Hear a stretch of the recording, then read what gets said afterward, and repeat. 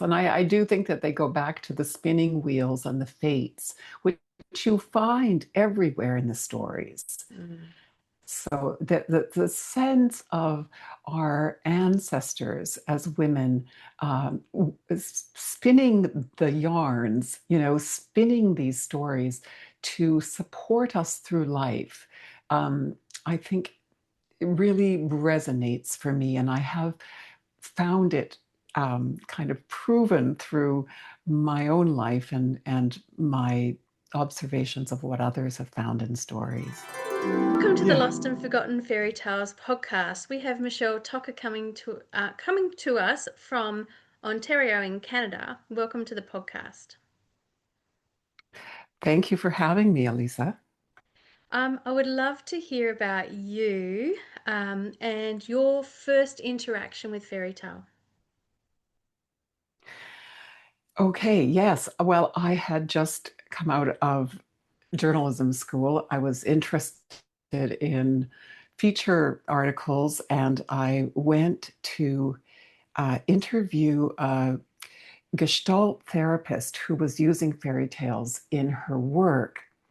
And she led me upstairs to this room where there were carpets on the floor, and I had my little recorder, and I sat down on the floor, and she was quite gruff, and she said, "So what do you want to know about fairy tales?" And I I said, "Well, I'd love to know how you're working with them." And she said, "Well, I can't tell you about fairy tales, but I can tell you a story and then you can go through the process." So I said, "Okay."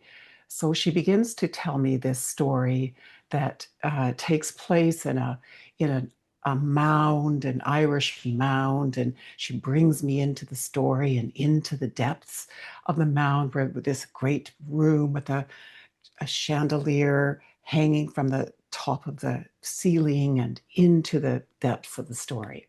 And then she stops and she says, "So, what did you see that will stay with you?"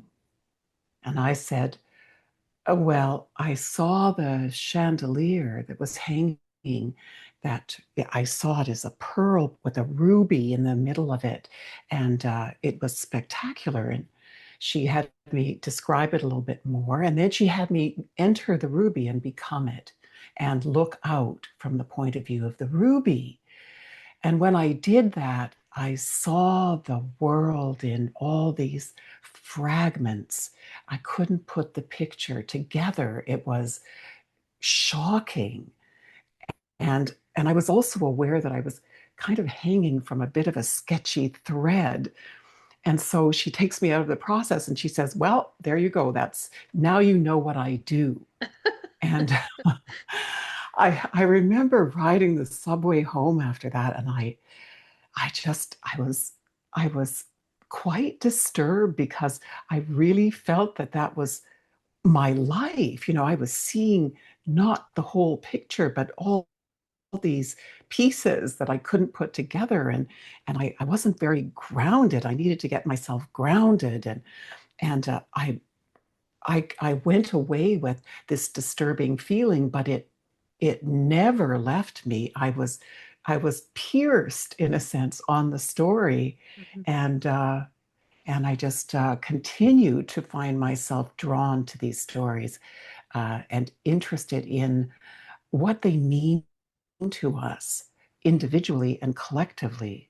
Has Mhm. really been the story of my life, and the question that I've been following. What do these stories mean? And how do I know what I know? How do I get down to that deeper knowledge that's more indigenous to my being? Mm. Wow, what a wonderful first introduction to that sort of work.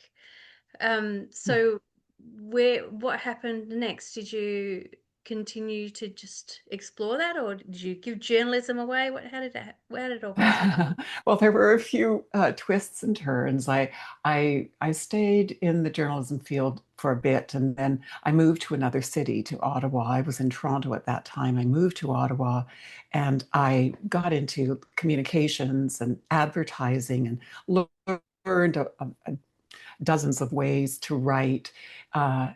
But I never lost this interest. And I was reading a great deal at that time. I was reading Joseph Campbell, and I started reading Jung, and I started reading a lot of like P.L. Travers books. And I started dreaming. And I just had these explosive dreams that blew open my psyche. I thought my psyche was betraying me. I thought I was going to become mentally ill. I had so many explosive dreams, and I couldn't go to sleep. I didn't want to go to sleep with these dreams. I didn't want any more, but I had massively big dreams. So when I did come back to Toronto, I had my communications company at that point, and I was shifting the focus to really looking at stories and how can we more deeply communicate with different audiences with stories. And I also got back in touch with the storytellers in Toronto, and they're a very anchored, deep rooted group of wisdom keepers, I would say. And I started to learn from them, and they mentored me as a storyteller. And I got more deeply into fairy tales as I started to tell them. Mm. So a storyteller, but you also do story therapy type things now. How does it all work for you? Yeah. Yeah. I would say that my whole approach to storytelling is um, artistic rather than therapeutic, although there are many benefits to going into a story that affect our well-being. After in the early 90s, after I had moved and I had started this whole process of telling fairy tales and starting to bring people into the story so that they could find the images that were important to them and and contact the narratives, that the stories that they were telling themselves about who and where they were. And then I developed a chronic pain issue. I had an injury that didn't heal, and no one could diagnose it. They didn't know what was the problem, and I couldn't sit for more than about 10 minutes at a time. I had to write on my back all the time. I did workshops in like in lounging chairs. Wow.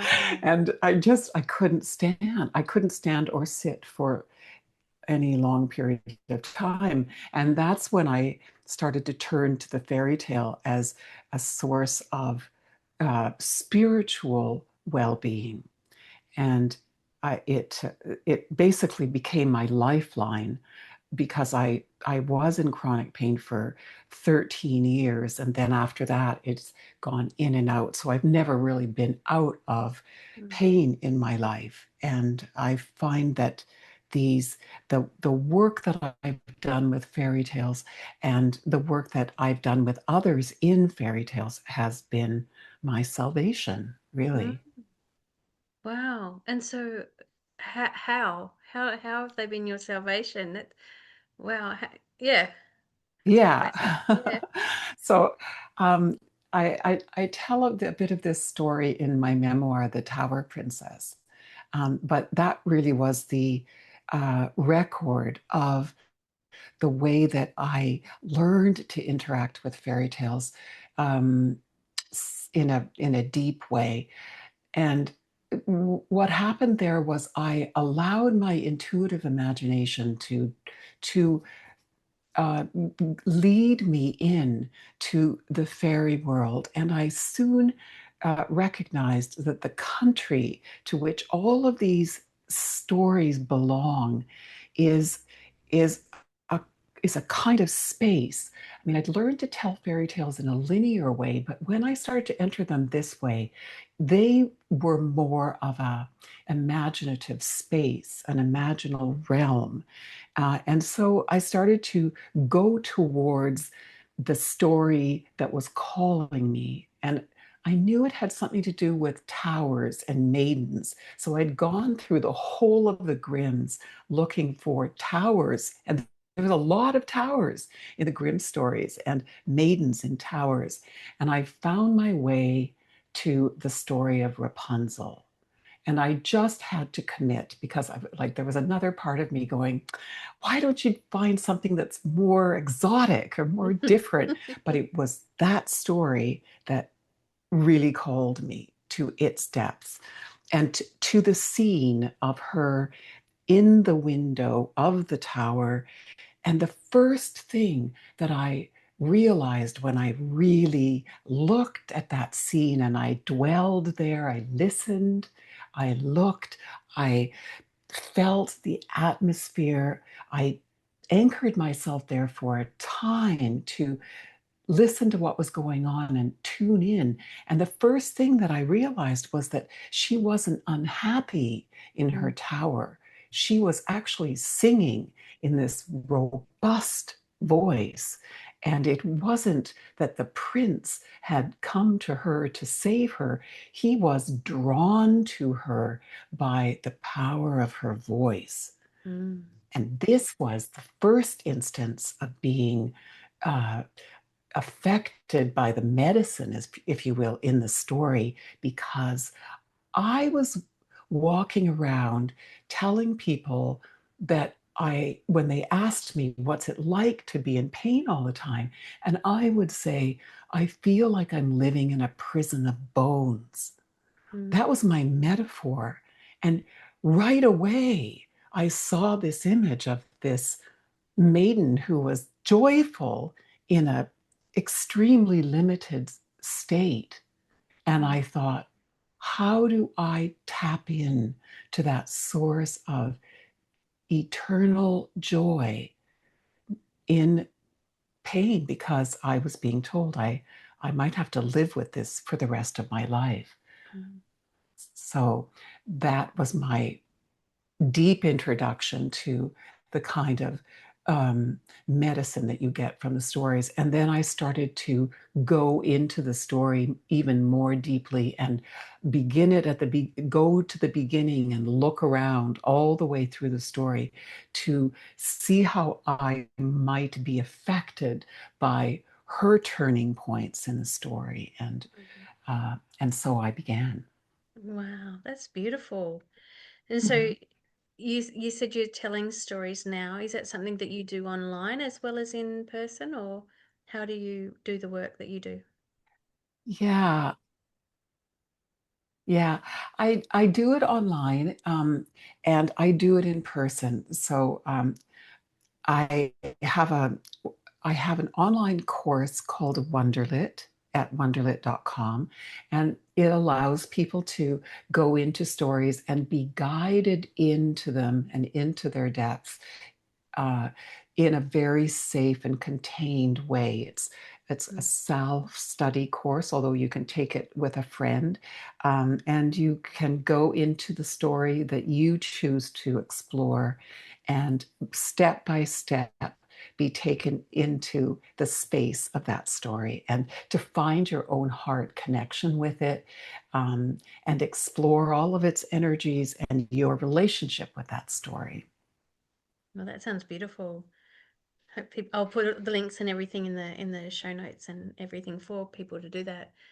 And so this podcast is about people who work with fairy tale in different ways. And one of the things I'm interested in finding are stories that people might not know, or those lesser known fairy tales that are floating around in the ether that people might not have come across. Have you got any of those favorite tales floating around? Yeah, I love to collect stories that are not well known. Uh, there are a number of stories. When I was thinking about that before speaking with you, the story that kept coming back to me was I don't know if you know this story. It's an Italian fairy tale called Catherine and Her Destiny. No, well, share a bit of a summary or share the Okay, story if you want to. sure. I find this is a really good story for women in midlife. It was a really good story for me. I spent quite a bit of time with this story. It's about a woman who, young woman who lives in privilege. She doesn't have, her mother isn't in the story. Her father is very wealthy. He's like a wealthy merchant, and they live in the city and they have a lot of stuff. And then her father's business endeavors start to fail, and he loses his house, he loses all of his belongings. And because he's so attached to all of his belongings, this is his life, he himself starts to physically fail and he dies, leaving Catherine alone in the world without very many skills. And so she has to find her way, and she goes and looks around and tries to find her way. And she has had a visit when she's in her teens. She has a visit from the goddess of destiny. And the goddess had given her a choice. She'd said to her, Catherine, you can either be happy in old age or you can be happy in youth, but you can't have them both. So you have to make a choice.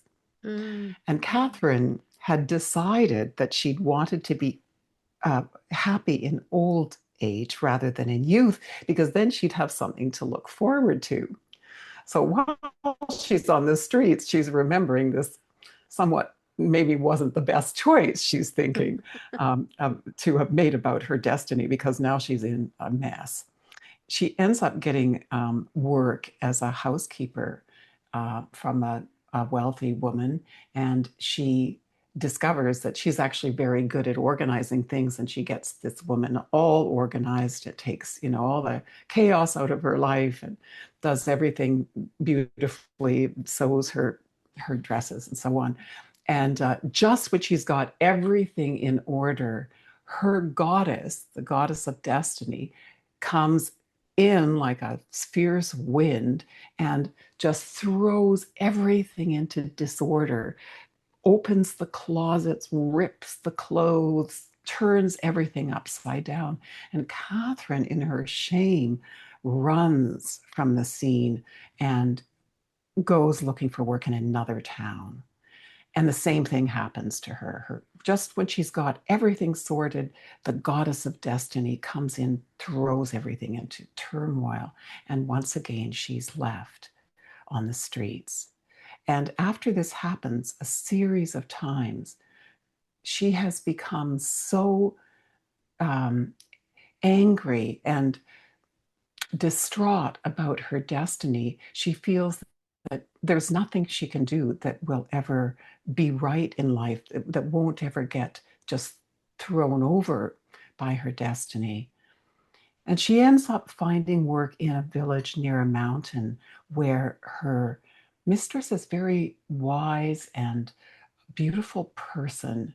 And she brings Catherine into her employ. And Catherine does all the things she's done for everyone else. She puts her world in order. And and the mistress says to her, there's one other thing. Since I'm getting quite old, I would love it if you would do this for me. I always bake a loaf of bread and I bring it up the mountain to the shrine to my goddess of destiny as an offering. So I'd like you to take this loaf to my destiny. And so Catherine does that. She goes up the mountain every day and makes this offering.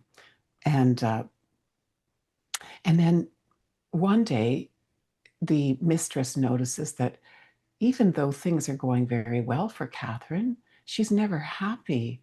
And she sits her down and she says, Catherine, what is it? Why can you never be happy? And And Catherine says, well, my destiny. And she tells her the story. And she says, well, next time, tomorrow, when you go up the mountain, why don't you ask my goddess of destiny to call your goddess of destiny and ask her to make an appearance and talk to her? And Catherine's never thought of that concept before. So she does that. And her goddess of destiny appears. Her mistress's goddess of destiny appears, and she tells her that she wishes to see her destiny. So the mistress's goddess of destiny takes Catherine off the mountain into this cloudy other world, and they walk through this flowery meadow till they come to this place where Catherine's goddess of destiny is lying in a kind of bed in the earth, covered by 7 veils. And they remove the veils one by one. And there is Catherine's destiny lying there. She opens her eyes and she gives Catherine something that she has in her hand, which is a ball of thread. And Catherine takes the thread, and that's it. Her goddess closes her eyes again, and and she is led back to the mountain, and she comes down the mountain with her ball of thread, and she says to her mistress, I don't know what this thing is. I don't know what to do with it. I mean, am I supposed to sew something? I don't understand. Again, my goddess is never clear with me. And so her mistress says, well, why don't we just put that ball of thread away until we know what it's for? Let's just wait and see. And so time goes on, and they soon discover that the king in the area is getting married, and his bride does not have the right color of thread to finish her dress. It's a color of blue that is in this thread. And Catherine goes to the king, and the king is there greeting her, and she offers this thread. And it is exactly the right thread with the right shine to finish this gorgeous dress. And so the king says, well, what can I give you in return for the thread? And Catherine says, well, why don't you give me the weight of the gold that the thread is? So they get out a scale, and they put the ball of thread on one side and they put some gold on the other side, and the thread is heavier. And then they put more gold on the scales, and it's still heavier. It's heavier. He puts all kinds of, like, pounds and pounds of gold on the side, and it's still, the thread is too heavy. Finally, the king takes his crown and he puts it on the other side of the scale, and the scale comes in balance. And the king is informed by one of the wise women in the court, who says, she is your beloved. She is the one who should be the queen, if your crown is the only thing that you can repay her with. And so Catherine agrees to this arrangement, I guess because she has found the king favorable to herself. And she marries the king. And Catherine has found a joy within her through this whole process that she knows will never leave her. And when she becomes old, she still has that joy. And in fact, Catherine dies happily. So Beautiful. that's the story. Wow, I love that. And so you said it was Italian. Do you know much It's about an its Italian origins? story. Yeah. Yes. Yeah. I think it was collected by Calvino, but I'm not entirely sure of its origins. I believe I first found it in Andrew Lang's colored fairy books, Mm. which I'd sifted through for years to find the gold in there. And that was definitely a piece of gold, that Yes, story. absolutely. It's gorgeous. And the Lang collection is, it's a stunning collection of books.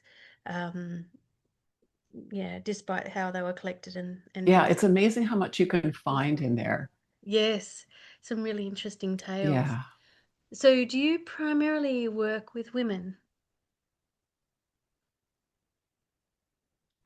I work with both women and men, but I do find that the language of myth and symbols and fairy tales is so kind of innate to women. Mm, So I always have more women in my groups than men. Um, but I do have some men in my groups who have been deeply transformed by stories. mm, Um, and by fairy tales. And I feel that they are that the stories themselves have been under a kind of spell because people think they are something that they aren't when you get into their depths. Yes, they have been there have or there are overlays of patriarchy and of religion and so on in these stories, but in the deeper levels of the stories, they're really about us, about the human spirit and about our relationship with nature. And there's a great deal of wisdom in those stories. So I find that or women are tapped into that wisdom very naturally. But it's a wonderful way to explore when you go into the stories and you assume different characters. It's a wonderful way to explore the masculine perspective, the feminine perspective, mm, the perspective of the sun, the perspective of the fish, of the deer, and so on. So it's it really gets us out of our human centric place and into the world, the mm. living world.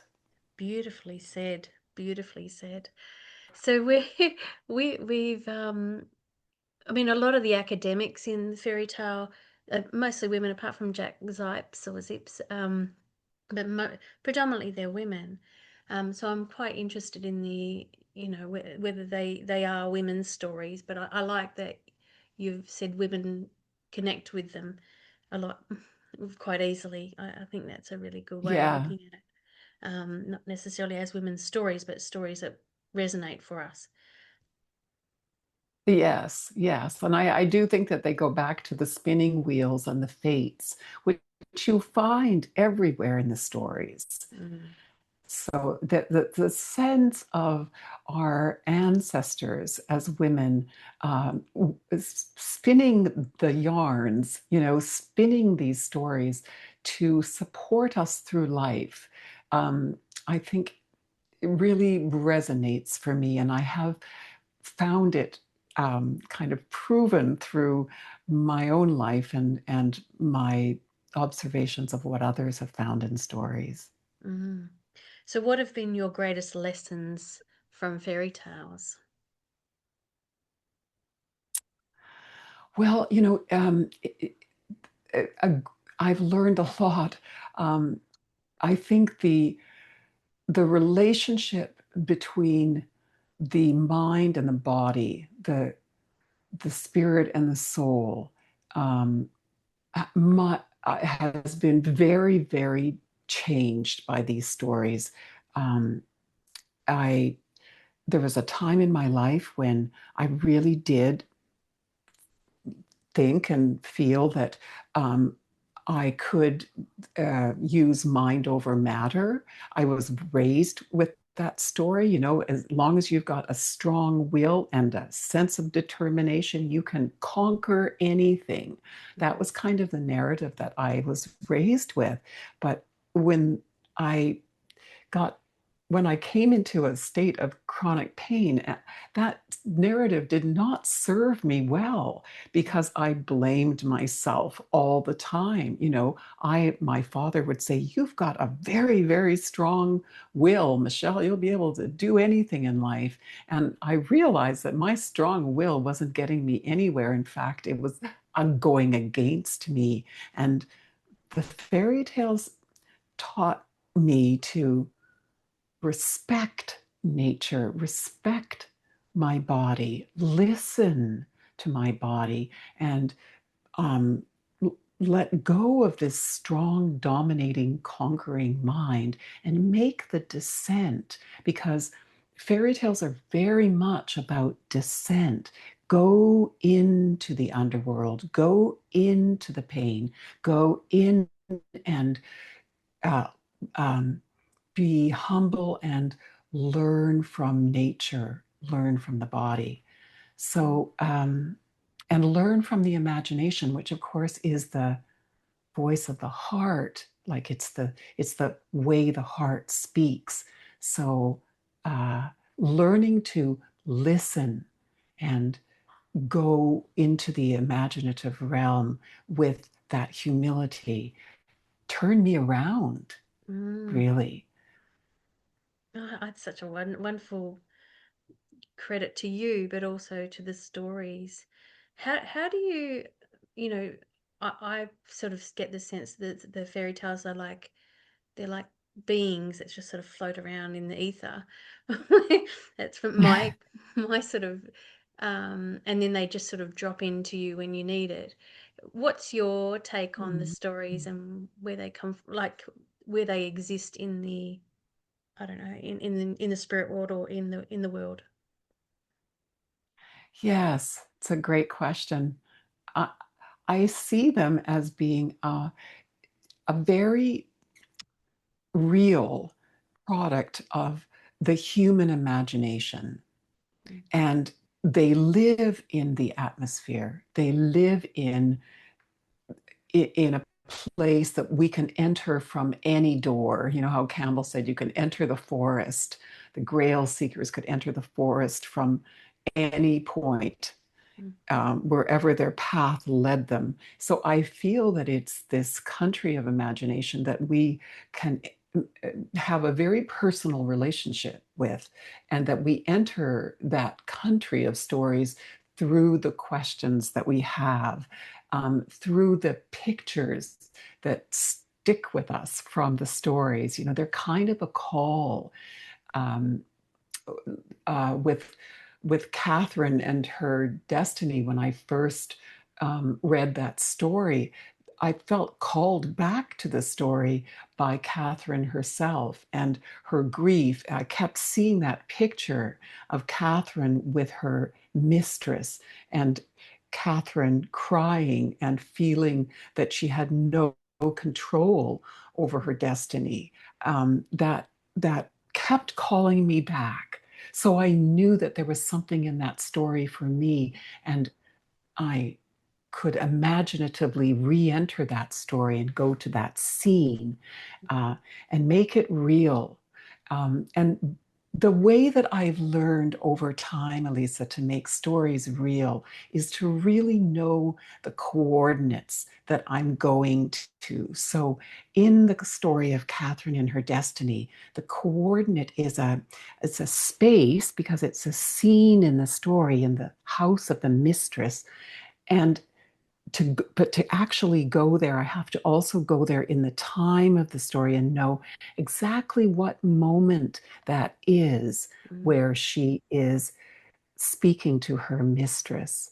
What exactly is she saying? Where exactly is she? When I get those two coordinates, I can then settle in the scene and use my imagination to look around and listen to what she's saying, and be attentive to the atmosphere and to the feelings of Catherine as she's mm, expressing herself. So everything becomes alive in that moment, and we bring it to life through our imaginations.